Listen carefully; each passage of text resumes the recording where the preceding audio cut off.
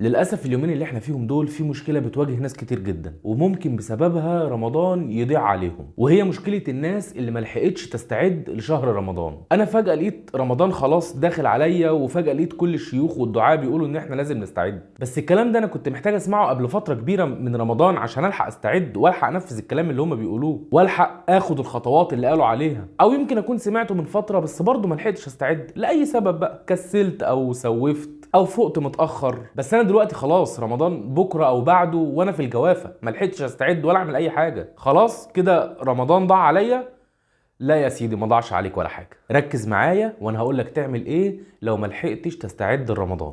بس اهم حاجه صلي على سيدك وسيب اللي في ايدك وركز معايا عشان افيدك. لو خلاص رمضان بكره او بعده وانت ملحقتش تستعد، كل اللي عليك انك تعمله اهدأ وركز وخد نفس عميق وادخل رمضان متوكلا على الله سبحانه وتعالى. اوعى تكون فاكر ان الخطه اللي هتعملها او استعدادك لرمضان هو اللي هيخليك تفوز بيه، او ان مش هيفوز برمضان الا الناس اللي استعدت بس. مفيش الكلام ده. ناس كتير رمضان كان نقطه تحول في حياتهم وما كانوش مستعدين لده ولا كان يخطر في بالهم اصلا. انت حتى لو استعديت لرمضان وجهزت نفسك وحطيت خطه، كل ده مش هينفعك من غير توفيق ربنا سبحانه وتعالى. فانت ما معكش كل ده، ولا استعديت ولا جهزت نفسك ولا حطيت خطه، بس معاك توفيق ربنا ان شاء الله. فاقبل على الله سبحانه وتعالى بصدق توكلك، ووري لربنا سبحانه وتعالى من نفسك الخير، وان شاء الله هتشوف الخير كله من ربنا سبحانه وتعالى. ينسب للامام الشافعي انه قال: سيروا الى الله عرجا ومكاسير. لو كل اللي حواليك مستعدين لرمضان وجاهزين ومقبلين على رمضان وانت الوحيد اللي ما استعدتش، سير معاهم حتى لو بتعرج.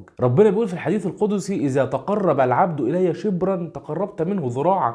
فتقرب انت بقى الشبر ده، خد الشبر ده بقى انت وابدأ يلا. هو ده الوقت المناسب، والله هو ده الوقت اللي الناس بتتوب فيه وبتتغير فيه، هو ده الوقت اللي حياة ناس بتتقلب فيه. عارف حالنا مع الاستعداد لرمضان يفكرك بايه؟ بحديث الثلاثة اللي كانوا جايين درس الرسول الله صلى الله عليه وسلم. واحد منهم اخترق الصفوف ودخل وقعد وسط الصحابة يسمع النبي صلى الله عليه وسلم، والتاني استحى قعد، بس قعد ورا، استحى انه يخترق الصفوف، بس المهم انه جه ودخل وقاعد بيسمع الدرس حتى لو قاعد في الاخر. والتالت شاف الدنيا مليانه والمسجد زحمه، خد بعضه ومشي. اهو كل واحد ما استعدش لرمضان مش هيخرج عن حال من الثلاث احوال دول. كل الصحابه في المسجد قاعدين مع النبي صلى الله عليه وسلم بيسمعوا الدرس، بس الثلاثه دول بره لسه ما جوش. انت برضو كل الناس حواليك مستعده وكل الناس جاهزه، واللي عمل خطه واللي عمل جدول واللي جاهز نفسه، بس انت لسه ما عملتش حاجه، لسه ما استعدتش. فهتعمل زي انهي واحد من الثلاثه بقى؟ اللي آوى الى الله فآواه الله، ولا اللي استحى فاستحى الله منه، ولا اللي اعرض فاعرض الله عنه؟ اخترق صفوف المستعدين يا معلم وخش خد لك مكان جوه. ربنا سبحانه وتعالى مش هيسيبك والله لما يعلم صدق نيتك. وده هياخدنا للنقطه الثانيه او النصيحه الثانيه اللي عايز اقولها لك، وهي اركب معاهم، الزق لهم. هو انت مش لو في حجز كوره بتدور على الفرقه الاحسن، لو ما معكش فرقه يعني بتدور على الفرقه الاحسن الاقوى عشان تلعب معاها، عشان حتى لو مستواك مش حلو هيسندوك؟ دور بقى على الفرقه اللي استعدت لرمضان والعب معاها. الصحبه الصالحه في حالتك دي هي اللي هتنفعك وهتاخد بايدك وهتسندك، فالزم صحبه صالحه. تالت حاجه تعملها، رقي نفسك. شوف انت كنت فين ومستواك كان ايه ورقي مستواك ده. بص احنا مش هنضحك على بعض، كلها عارفه بعضها. انت مش هتقدر تختم المصحف 10 15 مره في رمضان وانت طول السنه ما فتحتهوش. اختمه يا سيدي مره واحده بس، اقرا في اليوم جزء واحد لو ما كنتش بتقراه قبل كده. ولو في العادي بتختم القران كل شهر مره، خلاص اختم 3 4 مرات في رمضان، 5 مرات اللي تقدر عليه. يعني شوف انت كنت بتعمل ايه قبل رمضان وحالك كان ايه قبل رمضان، وزود حته بقى في رمضان، حتتين 3 4 على قد ما تقدر تزود زود. ما كنتش بتعمل حاجه خالص قبل رمضان، ما فيش مشكله، ابدا باللي تقدر عليه، واعمل لنفسك خطوط حمراء كده وعلامات انذار ما تتعدهاش وما تقلش عنها. يعني لو ما كنتش بتصلي قبل رمضان خالص، فالخطوط الحمراء بتاعتك هتبقى الفرائض. ما تسيبش فرض في رمضان مهما كان مهما حصل، اتشقلب. المهم العصر ما يأذنش الا لما تكون صليت الظهر، العشاء ما تأذنش الا لما تكون صليت المغرب، مفيش فرض يأذن عليك الا لما تكون مصلي الفرض اللي قبله. اعتبر ان دي خطوطك الحمراء لو انت ما كنتش بتصلي خالص قبل رمضان وما كنتش ملتزم بالصلاة. خطوطك الحمراء هتبقى الالتزام بالفرائض، مش هتسيب فرض مهما حصل. والنوافل والعبادات التانية اعمل فيهم اللي تقدر عليه. حدد لنفسك ورد قرآن وورد أذكار وقيام على قدر استطاعتك. المهم ان اللي تحدده تلتزم بيه. هتحدد ان انت هتقرا جزء في اليوم، يبقى تقرا جزء في اليوم، ده الخط الاحمر بتاعك.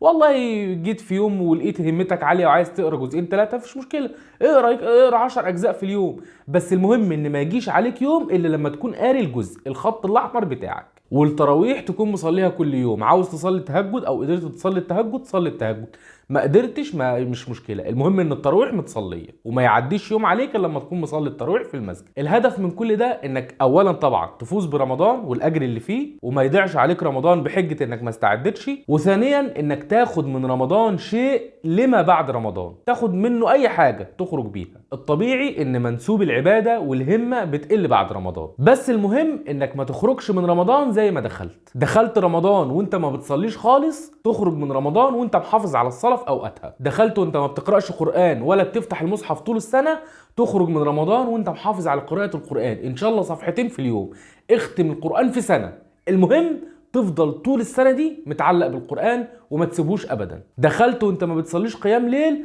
تخرج وانت محافظ على الوتر حتى، المهم ان رمضان يبقى فعلا اثر فيك واحدث فيك تغيير، وتكون حاولت على قد ما تقدر تحصل الاجر اللي في رمضان حتى لو ما كنتش استعديت لرمضان من قبله. والكلام ده طبعا الناس اللي ما استعدتش لرمضان زي ما قلنا، مش الناس اللي همتها عاليه، دول ربنا يبارك فيهم ويلحقنا بيهم دول. المهم يا صاحبي اللي عايز اقوله لك انك استعديت او ما استعدتش، رمضان فرصه ما تتفوتش، فاستعين بالله سبحانه وتعالى وآوي الى الله يأويك الله. ما تنساش تعمل شير وتمنشن صحابك اللي لسه ما استعدوش لرمضان، يمكن الكلام ده يفرق معاهم، الدال على الخير كفاعله. وبس كده يا سيدي، ما تنساش بقى تعمل متابعة للصفحة عشان هينزل عليها برنامج في رمضان كل يوم الساعة 5 مساء، فاعمل متابعة عشان الحلقات توصلك أول بأول. وصلي على الحبيب، قلبك يطيب، وإلى لقاء قريب، والسلام عليكم.